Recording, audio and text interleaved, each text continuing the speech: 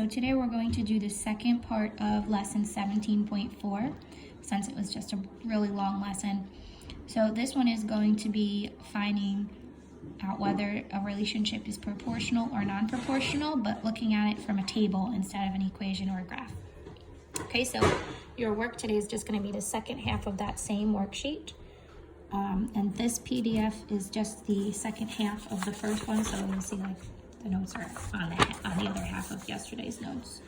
Okay, so if you're looking for where they are, they're just the second half of the notes, and the worksheet is the same as yesterday, the second half of that. Okay, so distinguishing between proportional and non-proportional situations using a table is pretty simple, okay? All you have to do is check and see if there's a constant rate of change in order for it to be non-proportional and non-linear, okay? If there's no constant rate of change, it's not going to be linear, but that doesn't tell you if it's proportional or not. To decide if it's proportional or not, remember, we were able to find that constant of proportionality. So when you do y divided by x each time, have to get the same number, right? Remember, this was our k value. Okay, so if it's the same each time, then it's proportional. And if it's not, then it's automatically not proportional. So really the only thing that you need to check is this right here. So you take all of your y's, divide them by all of the corresponding x's, and see if you get the same number each time. So if you have that constant of proportionality, it's proportional. If you don't, it's not. Nice and simple. Okay, so let's take a look. So I included the first half of example 3 here. The values in this table represent the number of US dollars that 3 tourists traded for Mexican pesos. The relationship is linear, but we have to decide if it's proportional or non-proportional. So what you have to do, of course, is make sure you know which is x and which is y. So when we're looking at a table, it's always x first and y second, unless the variables are written out and it's different, okay? So to figure out if this is proportional or not, we're going to see if we have that constant of proportionality. So what we're going to do is we're going to divide each of the y's by the corresponding x's and see if we get the same thing each time. So divided the 1690 by 130, and we got 13. And then we do the next pair. So 3,315 divided by 255. It ends up giving you 15 as well. And remember, you're using your calculators for this. And 6,565 divided by 505, which also gives you 13. So since they're the same each time, you can conclude that that would be proportional. Okay, so let's try one ourselves. Okay, so here's the your turn. They're already telling us they're both linear. We don't have to worry about that right now. All we need to decide is whether they're proportional or not.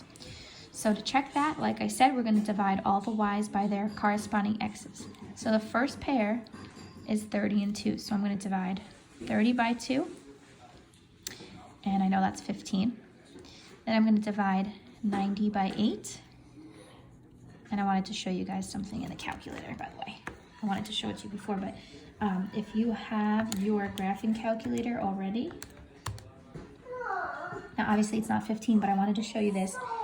If you have your graphing calculator, you can find the fractional version of a decimal by going to math, and then you're pushing frac, but it's just enter, enter, and then you'll see the fractional equivalent of your decimal, and it'll always be fully simplified too.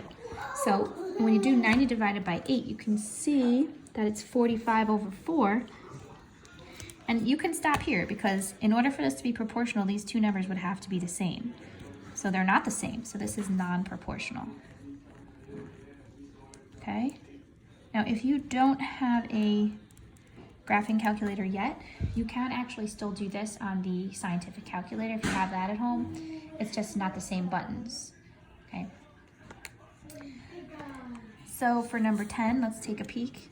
Again, we're dividing y by x. Make sure you are careful with this, guys, because it's always got to be y divided by x. It's not always just the bigger number divided by the smaller number. No, it's y over x. So for this one, we're going to do 1 divided by 5, which is already fully simplified.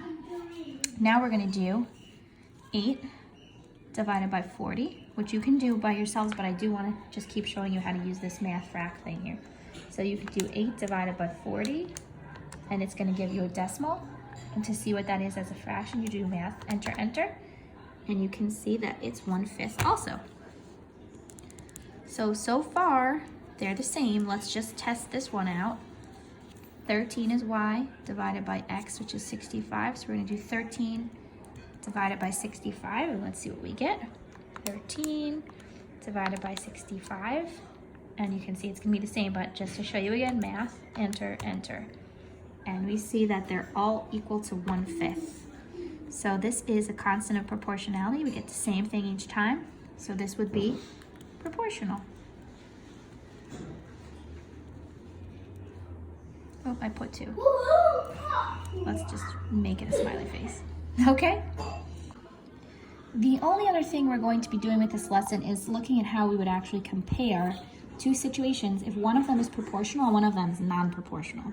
Okay? So you can use what you've learned about proportional and non-proportional relationships to compare similar real-world situations, especially and particularly when they're given using different representations. So for this example, it's already solved for us, but we're going to go through it. A laser tag league has the choice of 2 different arenas for a tournament. In both cases, X is the number of hours that you're using it for, and Y is the total charge. So we're going to look at the 2 different arenas, and we're going to compare and contrast them. The most important thing for you to realize with these types of questions is that these are 2 different things, okay? And you're comparing them. So if you go with this arena, the amount you're gonna pay is $225 per every hour that you use it. This is a proportional relationship. I know that because there's no B value, right? If you wanted to remember what we did yesterday, you would compare it to y equals mx plus b. There is no b, right? So that's proportional. So that means there's no extra charge. You're just paying this one rate of $225 per hour with no additional fee. For this arena, what you notice is it's not proportional. It's starting off here. So you have to look at your scale and see that this is going up by 50s, right? So that means that there's a one-time fee of $50. And then after that, you're paying a certain amount an hour. So to figure out what it is per hour, you look here and you see, okay, at 1 hour, I've paid $250, but you have to account for this $50 that you already paid for, okay? So what's happening is every hour, you're paying $200. And if you want to, you can see that by going up like this. 50, 100, 150, 200 for each hour. Okay, so you're paying $200 an hour, and you're also paying this $50 initial fee. So while you have the extra fee, the hourly rate is actually lower. And that's how we would compare these two.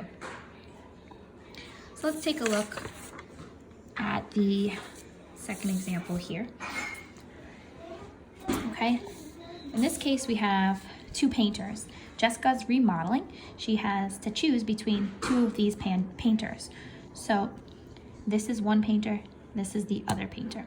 We're just going to compare and contrast. We're not going to make any conclusions, we're just going to compare. So for the first painter, we know that the cost she's going to pay is equal to $45 per hour that this guy's working, or girl. So this is proportional because there's no B value. So there's no initial fee that she has to pay for the painter. The only thing she has to pay for is $45 every hour that this person works.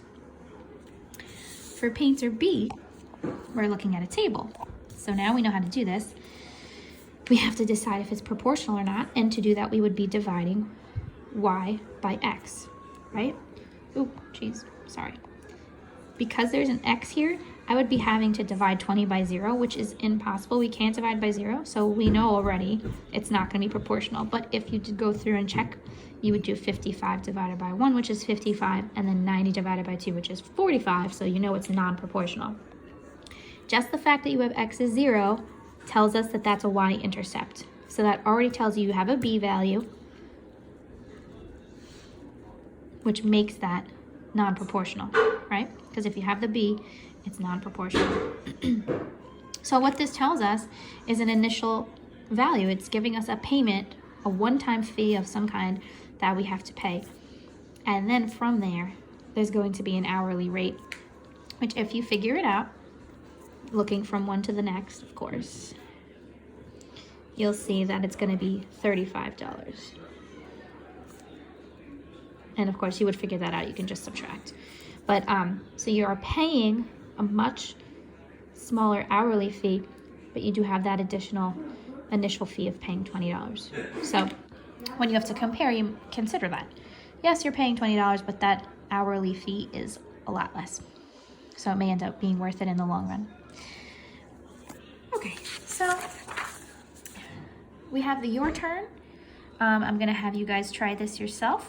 Compare and contrast. You don't have to conclude which one you'd rather use or anything, or which one's a better one. You just have to compare the two, say if it's proportional or non-proportional, and then talk about if there's fees and the hourly rates. And then you can unpause and see the solution. Okay, so here's your solutions. Test prep center A is proportional, which you can see from this equation. There's no B value. This is like y equals 20x. Okay, there's no B value, so it's proportional. And all that you have to worry about is that you're paying $20 an hour. There's no additional fee.